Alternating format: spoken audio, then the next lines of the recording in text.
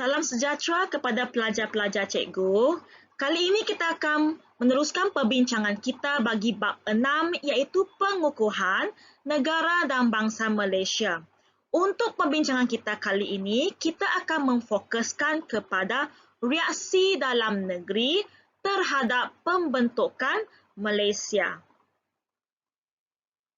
Baiklah pelajar-pelajar, kita akan meneruskan perbincangan kita dengan mengenal pasti terlebih dahulu apakah reaksi dan tindak balas terhadap pembentukan Malaysia di negara Singapura.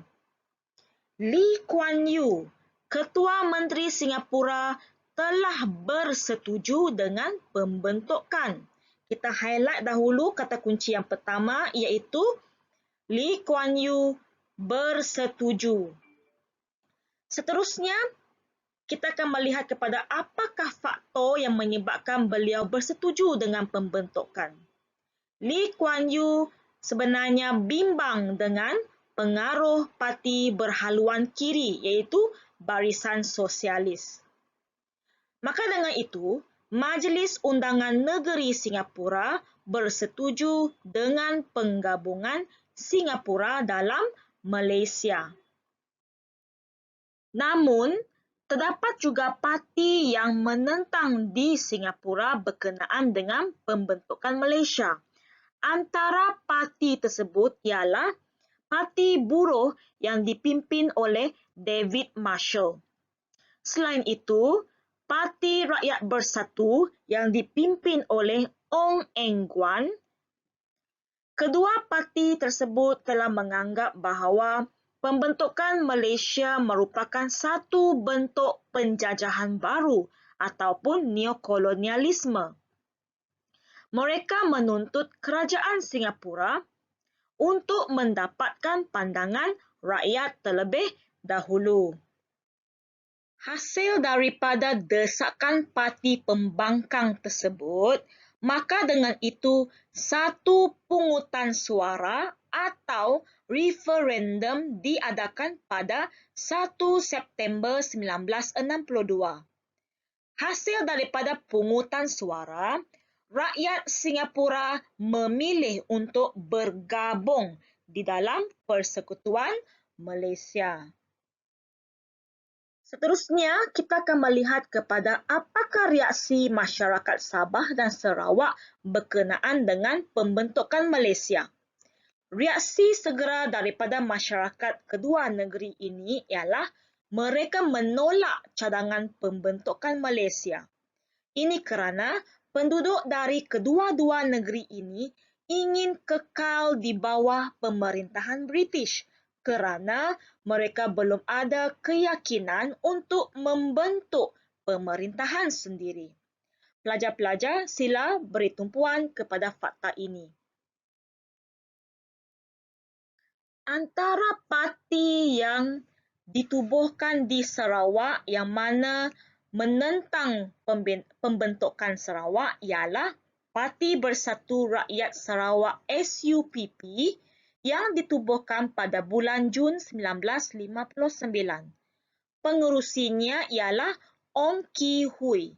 Majoriti ahli bagi parti ini ialah orang Cina.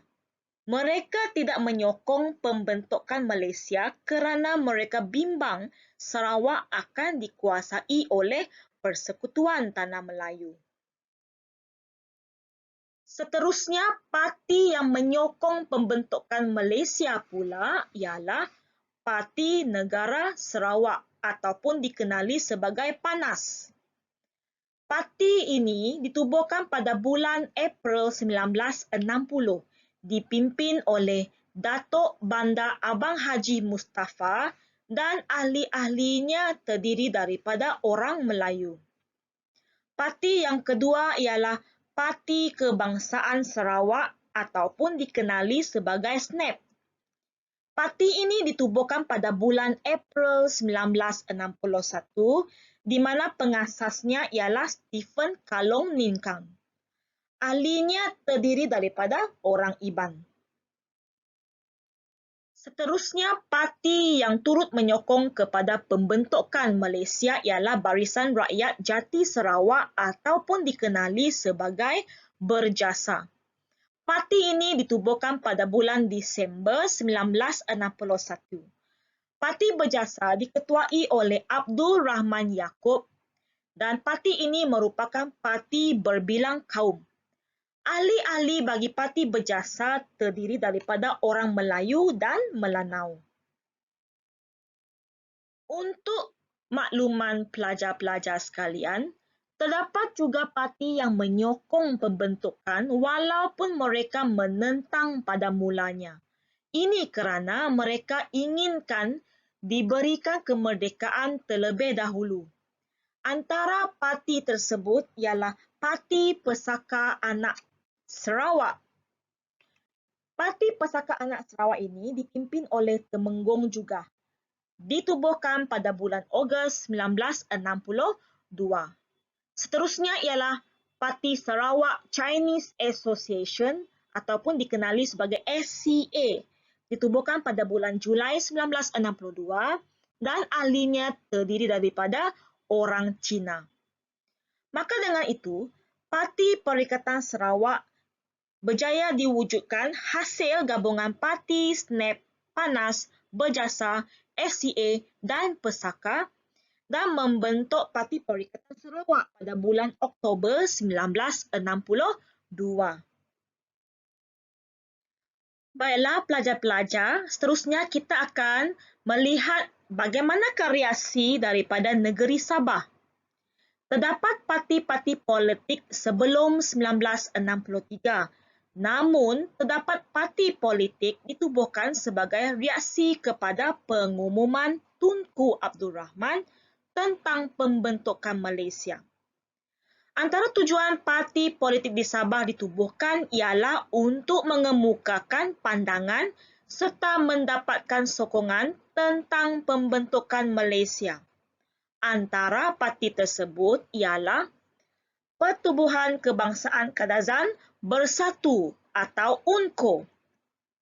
Parti ini ditubuhkan pada bulan Ogos 1961 oleh Donald Stephens.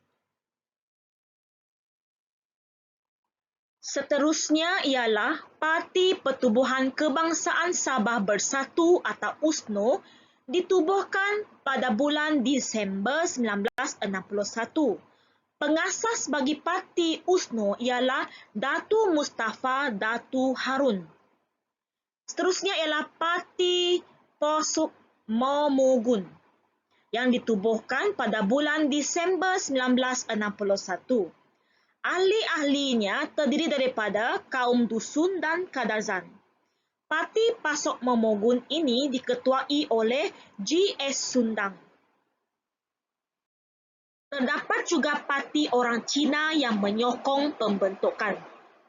Antaranya, Parti Bersatu Sabah yang dipimpin oleh Koo Siak Chew.